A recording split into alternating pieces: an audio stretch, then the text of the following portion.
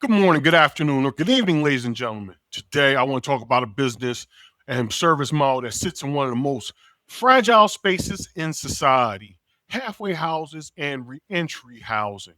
On the surface, this looks like simple transitional shelter, a place for someone to stay after jail, prison, treatment, or major instability. But underneath that surface is a much deeper structure. This is not just housing, it is supervised transition. It is a place where shelter, rules, reporting, recovery, and conditional freedom all get bundled together. The public message these institutions want to communicate is getting out, staying out, and starting over. That language is powerful. It frames the house as hope, progress, and second chances. And for many residents, that hope is real. But the deeper reality is that starting over here usually happens inside a structure of curfews, check ins, testing, rules, and supervision. So the visible language is freedom and reentry.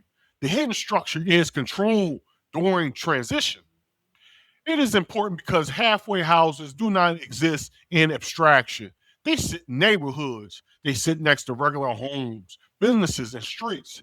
This is where the not in my backyard tension begins.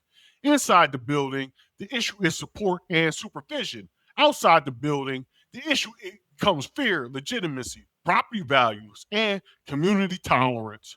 So, this topic is not just about the resident, it is also about society decides where supervised transition is allowed to exist. Let's widen this story. Not every reentry setting looks like large institutional buildings. Some look more like ordinary homes, smaller facilities, or houses embedded in residential areas.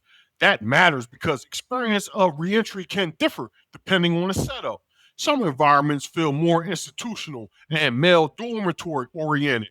Others may be more house based, family oriented, or designed for different populations. That is one way to acknowledge that men and women may not always experience reentry in identical ways, especially where caregiving, children, and family reunification shapes the housing need. The supportive side of the model is here we see conversation, meetings, community, and structured interaction. That is part of halfway housing that many people want to emphasize. The idea that people do better when they are not alone, when they have peer support, and when transition happens with accountability. And that can be true. But it is also true that this support is often tied to compliance. Participation may not be optional or voluntary in the ordinary sense. It can be part of what allows this resident to remain inside that group house setting. One of the hardest truths of the topic is the public language may be about second chances and rebuilding, but the lived reality can be still highly institutionalized. Rows of beds, limited privacy, shared space, routines, invisible control all remind us that a halfway house is not the same thing as ordinary housing.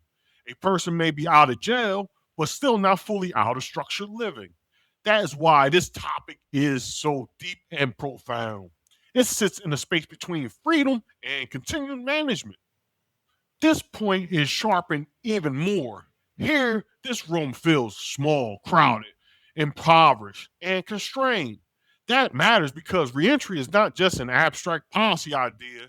It is lived in a bed, in a room, in a hallway, in shared space, and under rules. The bed is the visible product. The hidden business is the supervision attached to that bed.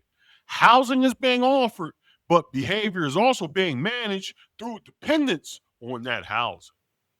There is another side of the story: the community facing mentorship and nonprofit identity of reentry housing. These spaces often present themselves through service, support, and public partnership.